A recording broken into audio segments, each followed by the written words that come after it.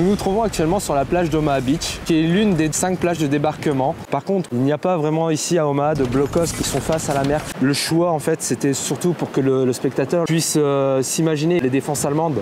Le chaos était tel qu'on était à 2 doigts de la catastrophe et de l'échec sur Omaha Beach.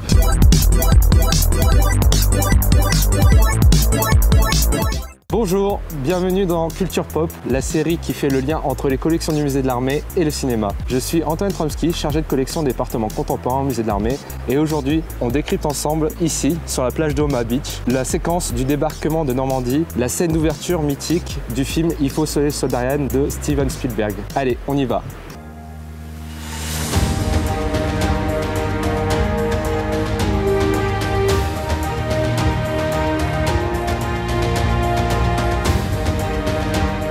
Il faut sauver le soldat Ryan est un film de guerre américain réalisé par Steven Spielberg et sorti en 1998. On y retrouve notamment Tom Hanks qui incarne le capitaine John H. Miller et Matt Damon, qu'on verra un peu plus tard dans le film, qui joue un soldat de 2e classe, James Francis Ryan de la 101e division aéroportée.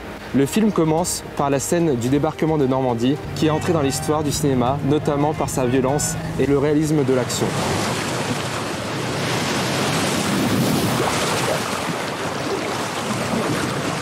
Nous sommes sur Omaha. Sur la droite, nous avons la plage d'Utah Beach et de l'autre côté, nous avons les 3 plages de Goat, Juno et Sword qui sont les plages britanniques et canadiennes. La plage d'Omaha Beach, c'est une plage de sable fin avec des escarpements d'une 40aine de mètres de haut qui dominent le rivage. Et la plage s'étend sur une longueur de 6 km. Pour l'anecdote, le film n'a pas été tourné ici directement à Omaha Beach, mais sur une plage en Irlande avec des figurants de l'armée irlandaise. Dans la réalité, nous nous trouvons exactement dans le secteur Dock Green et le secteur Charlie qui se trouve derrière moi.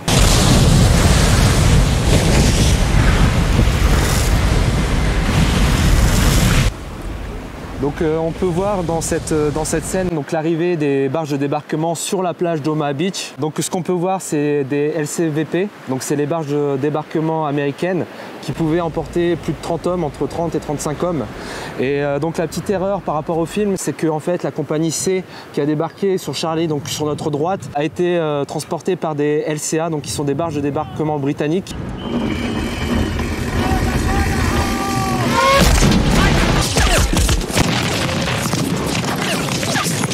Comme on peut voir dans le film, en fait, au moment où les rampes de barge tombent, c'est un peu le chaos puisqu'en fait les soldats arrivent devant Vierville, devant les fortifications, les points d'appui allemands. Dock Green est assez bien défendu et c'est vrai que les premières vagues vont avoir de très lourdes pertes.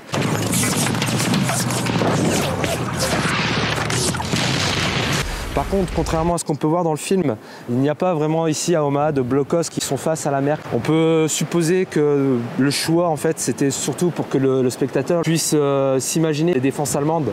D'ailleurs, qui seront pris dans d'autres films ou notamment jeux vidéo, par exemple Medal of Honor, débarquement allié, c'est exactement la même chose, c'est le même blockhaus. Mais comme vous pouvez le voir là, à Omaha, ce type de blockhaus n'a jamais existé.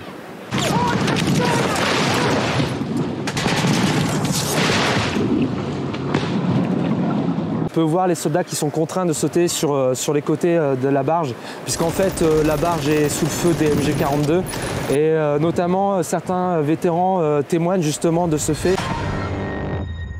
Notre capitaine et le platoon leader ne purent ressortir de la péniche. Nous avons décidé de sauter sur les côtés et c'est comme cela que nous sommes arrivés sur Omaha Beach.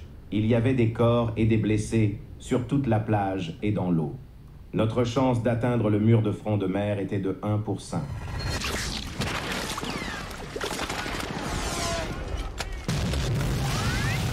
On peut voir dans cette scène toutes les défenses de plage. Les Allemands avaient énormément fortifié la plage avec différents matériels de défense, que ce soit les hérissons, des barbelés, des champs de mines sur les hauteurs ou encore des pieux et des rampes surmontées de mines. Et d'ailleurs dans le film, donc, il y a une petite erreur puisque les rampes sont placées du mauvais côté, donc elles sont à l'envers. Les Américains avaient conscience de toutes ces défenses parce qu'ils étaient renseignés, ils avaient des cartes et justement l'objectif de débarquer à marée basse et que le génie arrive par derrière pour ensuite détruire ces défenses de plage et pouvoir acheminer de nouveaux renforts et une seconde vague.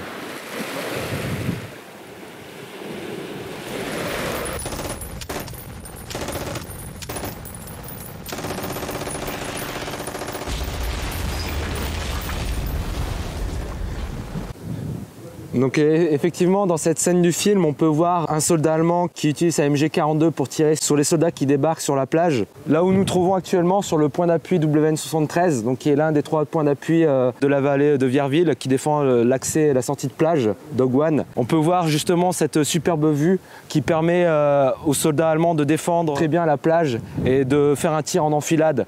Donc on peut bien comprendre la difficulté que les soldats américains à débarquer ici à 300 mètres à marée basse, à traverser la plage sous les tirs ennemis. Les défenses allemandes étaient intactes. Ils disposaient aussi de l'armement nécessaire pour stopper le débarquement des troupes alliées. Il faut s'imaginer la mer remplie de navires de débarquement. On pouvait voir les navires d'Utah Beach, mais aussi les navires du secteur anglais, britannique et canadien. On peut voir aussi dans le film Le jour le plus long avec Puskat qui dit mais je vois 5000 navires là devant moi. Donc effectivement tout ce ressenti de ces soldats allemands qu'ils ont vu en fait la flotte alliée arriver sur eux, ils savaient que tout allait se jouer là et effectivement le chaos était tel qu'on était à 2 doigts de la catastrophe et de l'échec sur Omaha Beach.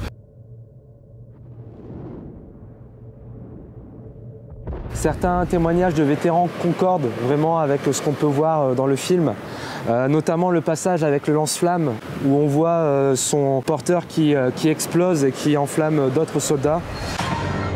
J'ai entendu une explosion, j'ai vu qu'un homme portant un lance-flamme avait été touché et que le réservoir de carburant était en feu. Plusieurs hommes se tenant tout près ont eu des brûlures.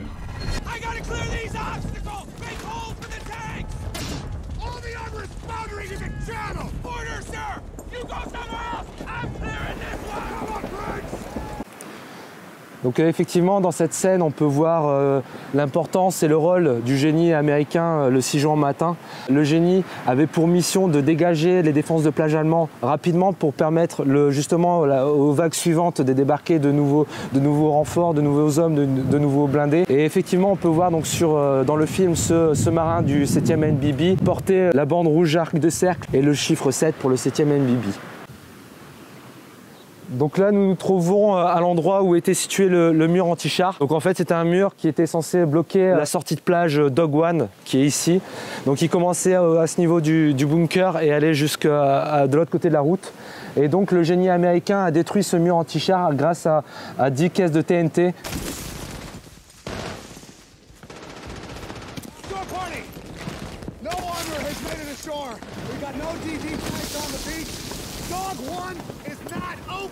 Donc on peut voir dans cette scène du film Tom Hanks qui joue le capitaine John H. Miller de la compagnie C du 2e bataillon de Rangers. La compagnie C qui compte 68 hommes débarque derrière nous sur le secteur Charlie, donc pas sur Dog Green comme on le présente dans le film. Et donc eux, c'est la Task Force B des Rangers. Donc eux, leur objectif c'est justement d'escalader la falaise pour prendre les positions allemandes qui sont juste derrière nous, puis ensuite de se diriger vers la pointe du Hoc où se trouve la Task Force A.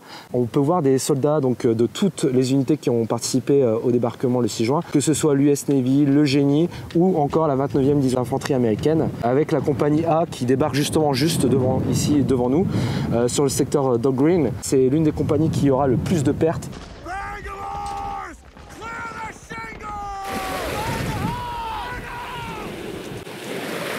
Donc dans cet extrait, on peut voir l'utilisation des torpilles Bangalore.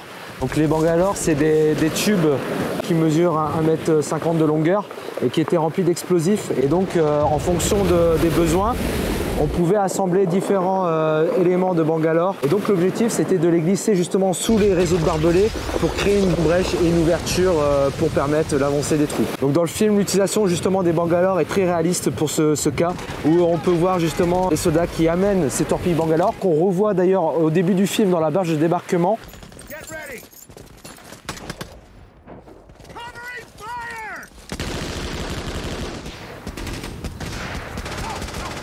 Dans cette scène, on peut voir la tenue portée par Tom Hanks et ses hommes. On peut voir sur les casques des insignes qui permettent de les distinguer. Pour les Rangers, vous avez un petit losange derrière le casque avec le chiffre 2 donc pour le 2e bataillon de Rangers. Tom Hanks, on peut voir qu'il y a une barre verticale qui en fait signale que s'agit d'un officier. Si elle était horizontale, c'est un sous-officier. Donc on peut voir qu'il porte donc le fameux casque américain M1. Les soldats américains sont équipés aussi de matériel bien spécifique au débarquement, à savoir la bouée de sauvetage qui permet justement justement d'éviter que les soldats meurent noyés. Le gilet d'assaut, ça permettait d'emporter de l'équipement supplémentaire. On peut voir aussi le brassard, ici le brassard anti-gaz. C'est en fait un brassard qui devait changer de couleur en cas d'utilisation de gaz par les Allemands. Les soldats américains comme les Britanniques et autres, ou même les soldats allemands, disposaient de masques à gaz. Et ces masques à gaz, en fait, c'est les petites housses noires que vous voyez à l'avant. Donc c'est des housses étanches en caoutchouc. Et en fait, les soldats pouvaient mettre aussi d'autres affaires pour les protéger de l'eau, donc qui étaient étanches.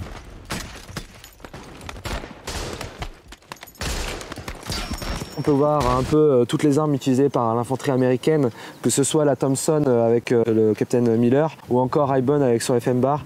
On peut voir aussi des carabines USM1 ou encore le Garand, qui est l'arme la plus représentative et la plus utilisée par l'infanterie américaine. Ces armes étaient protégées dans des housses en plastique, justement pour les protéger de l'eau et éviter que du sable vienne enrayer le mécanisme ou autre. Toutes ces armes ont été utilisées le 6 juin au matin sur cette plage.